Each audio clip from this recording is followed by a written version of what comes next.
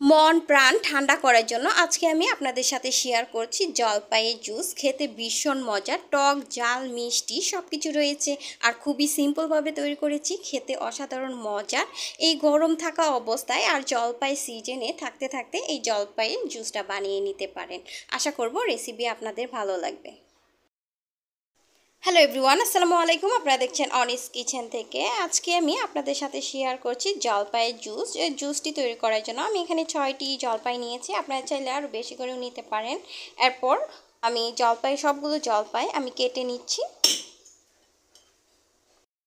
সবগুলো জলপাই কেটে আমি বিচিটা আলাদা করে নিয়েছি। এরপর নিয়ে নিয়েছি একটা হয়েছে ব্লেন্ডারের ঝাড়, এর মধ্যে করে আমি সবগুলো জলপাই দিয়ে দিয়েছি।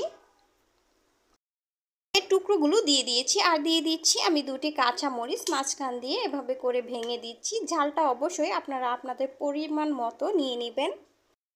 আর দিয়ে দিচ্ছি চিনি, নিয়েছি 2 টেবিল চামচ। অবশ্যই মিষ্টিটা আপনারা আপনাদের প্রয়োজন মতো নিয়ে নেবেন। দিচ্ছি বিট লবণ, 1 চা চামচের 3 ভাগের 1 ভাগ আমি এখানে লবণ নিয়েছি, বিট লবণ। দিয়ে দিচ্ছি লবণ, দিয়ে দিচ্ছি ঠান্ডা পানি। যেহেতু প্রচণ্ড পরিমাণ গরম তাই আমি এখানে ঠান্ডা পানি ব্যবহার করেছি। আপনারা চাইলে এটা আইস দিয়েও এটা তৈরি করে নিতে পারেন। প্রথমে আমি অল্প করে পানি দিয়ে এটাকে ব্লেন্ড করে নিব।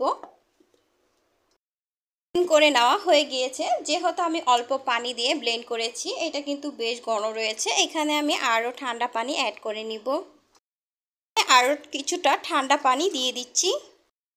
দিয়ে খুব ভালো করে নাড়াচাড়া করে আমি মিশিয়ে নিব। নেওয়া হয়ে গিয়েছে। এখন আমি জুসটাকে ছেঁকে নিব। অবশ্যই একটা ছাঁকনি দিয়ে ছেঁকে নিতে হবে। ছেঁকে নিয়েছি আর যে ছাপাটা রয়েছে সেটা কিন্তু এখন ফেলে দিব। পিওর জুসটা বেরিয়েছে। এই জুসগুলোকে গ্লাসে করে ঢেলে নিচ্ছি। আপনাদের কাছে জলপাইয়ের জুস তৈরি করা কেমন লেগেছে অবশ্যই কমেন্ট বক্সে কমেন্ট করে জানাবেন। আমি এখানে লেবু স্লাইসও দিয়েছি যাতে একটু সুন্দর একটা ফ্লেভার আসে, খাওয়ার সময় বেশ ভালো লাগবে। চাইলে আমার মতো মন প্রাণ ঠান্ডা করার জন্য টক ঝাল মিষ্টি এই জলপাইয়ের জুসটি তৈরি করে নিতে পারেন। খেতে ভীষণ মজার হয়, ঝটপট তৈরি করে নেওয়া যায়, খুব বেশি কিছু লাগবে না, ঝটপটই তৈরি করে নেওয়া যায়। আশা করব আজকের রেসিপি আপনাদের কাছে ভালো লেগেছে। ভালো লাগলে লাইক কমেন্ট শেয়ার করে সাবস্ক্রাইব করে আমার পাশে থাকবেন। আজকে এখানেই বিদায় নিচ্ছি। সবাই ভালো থাকবেন, সুস্থ থাকবেন। আল্লাহ হাফেজ।